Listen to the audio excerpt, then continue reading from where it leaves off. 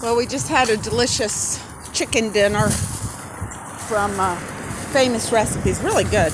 My mom used to cook fried chicken that was good too, but it's a lot of work to do that. A lot of mess. Of course, we didn't have that many fast food restaurants when I was little. So, discrimination, it exists, and it will always exist. We have to fight for the rights of the people being discriminated against.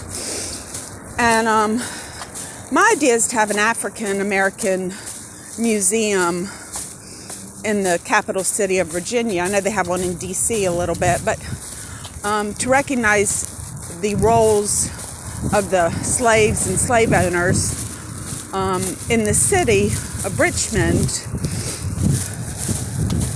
Slavery is still going on, but it needs to stop, and we need to stop the segregation of these neighborhoods and get them acclimated to being in a society in which they don't get in so much trouble with drugs, and they get opportunities like the upper middle class gets to do music and dance.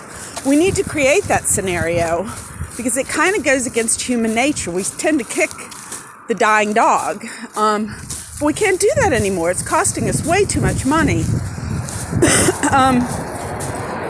The museum would acknowledge and honor the participants that, I don't think I'm getting the correct, I think I just got some, I don't think I'm going to die from that cough, but self-esteem building, when you go and you see what all your family has contributed, but not had access to, say, owning a home in segregation.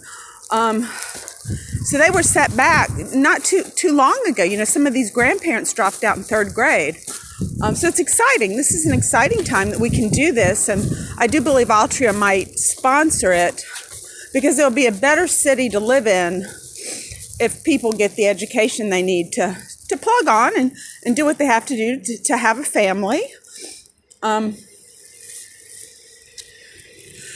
It's dismal the way it is now, but I have great hope that things are going to change. And I think a museum where we could acknowledge people, go and sit and have kind of a room just to pray, so to speak, that nothing like this ever happens to people again in our country.